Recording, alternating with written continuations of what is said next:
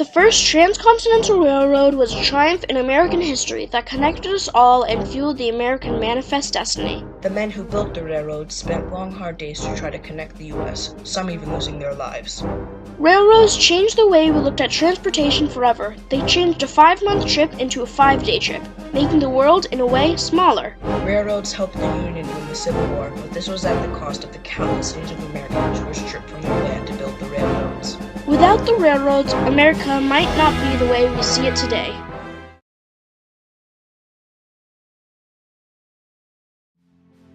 The railroads provided many benefits. They revolutionized the way we transport goods today.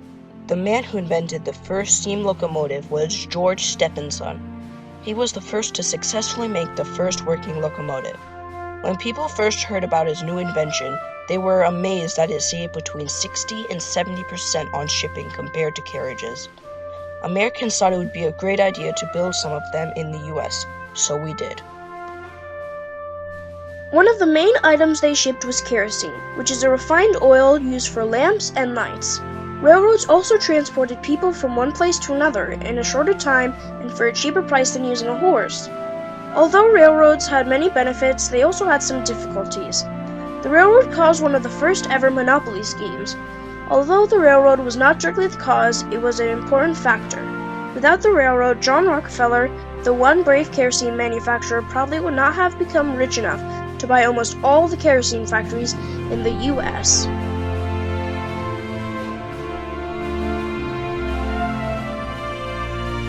The Transcontinental Railroad was one of the main railroads that built America. When the idea of a transcontinental railroad first came up, people thought it would be impossible to make such a big railroad, but people like the Big Four, Theodore Judah, and Abraham Lincoln thought it could be done. Congress sponsored many people to find a route for the Transcontinental Railroad, and there was one person up for the task, Theodore Judah. Theodore Judah was a civil engineer who was mesmerized about the thought of a transcontinental railroad. He had come up with a route for the railroad, but it was too difficult.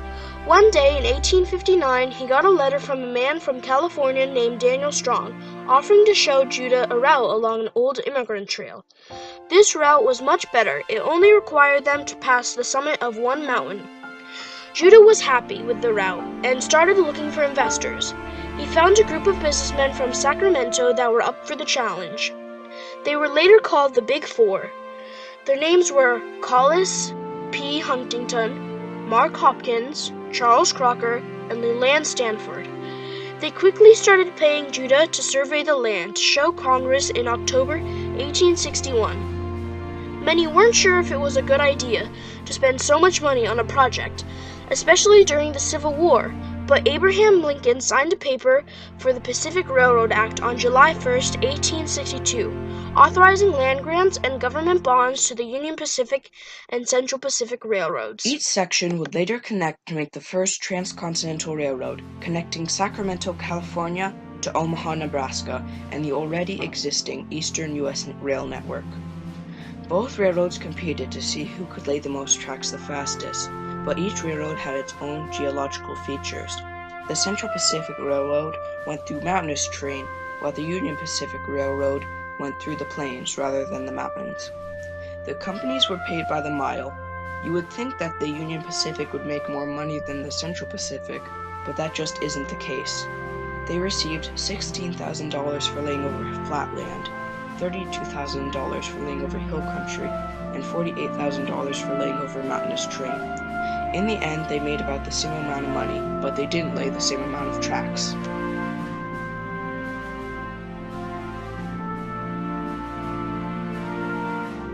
In 1865, the Central Pacific Railroad was at a shortage of workers, because all of the white Americans had gone to work in gold mines. The Central Pacific needed at least 5,000 workers, but they had much less than needed. So they resorted to hiring Chinese immigrants, but to the disliking of many. To the company's surprise, the Chinese immigrants turned out to be harder workers than their white American counterparts, even though they got paid less. They got $5 less, but they also got better food than the white Americans, who received $35 a month.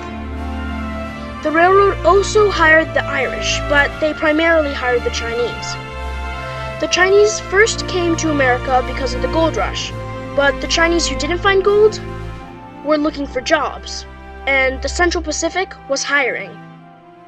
The Chinese ate food like rice, tea, fish, and vegetables, which was in some ways better than what the white Americans ate.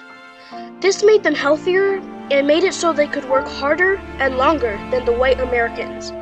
However, the number of workers was not the Pacific's biggest struggle. It was the tunnels.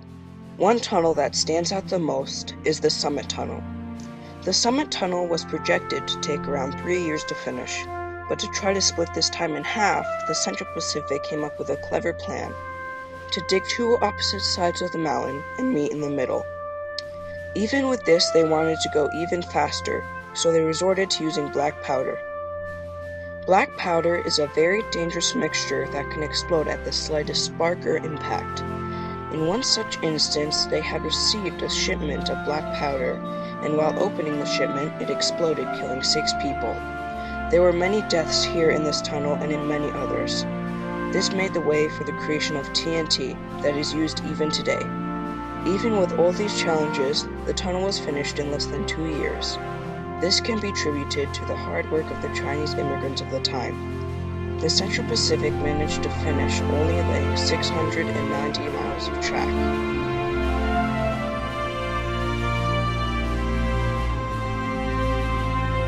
Even though the Union Pacific was on flatter land than the Central Pacific, this doesn't mean it was without its struggles. The Union Pacific didn't have troubles with their amount of workers, for they were primarily white Americans, but they did have Native American troubles. The Union Pacific was built over Native American land, which meant the Union workers were in constant danger of Native American attacks. The Native Americans were mad about the mass killing of buffalo and the fact that the railroads were taking their land. Buffalo were killed by the hundreds because people were sent out to kill the buffalo so they wouldn't interfere with the construction of the railroad or get in front of trains. A place that was once teeming with buffalo now had less than half its former self. The Native American attacks got so bad that the U.S. Army was deployed to protect the workers and the railroads. The Native Americans only managed to kill, as they call, a couple of iron horses. One of the bridges that the Union Pacific made was the Dale Creek Bridge. It was the longest bridge that the Union Pacific constructed. A bridge like it had never been built before because it had never been necessary, but the weight and speed of the trains called for it. Most bridges before this one had just been for carriages and people, but these bridges were not strong enough. A new method of building bridges had to be developed. A man named William Howe had a patented truss design that was like no other. Both the Union and Central Pacific Railroads began using the design. The bridge was first made of wood, but then later replaced with metal. This metal frame swayed in the wind, so they helped support it with ropes. Once the bridge was done, it was the only one of its kind. Even with these challenges, the Union Pacific could manage to lay almost 2 times the amount of rails than the Central Pacific. In the end, the Union Pacific laid 1,086 miles of track.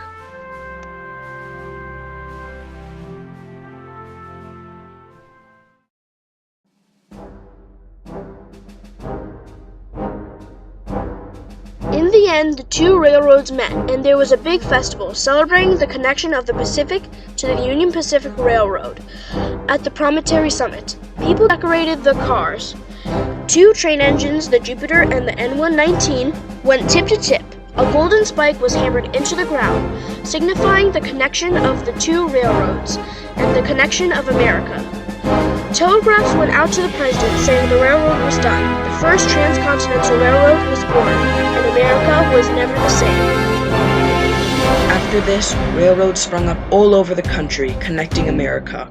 Our economy blossomed. It took less time to travel, but most importantly, it taught us to try new things, even if people thought it was impossible.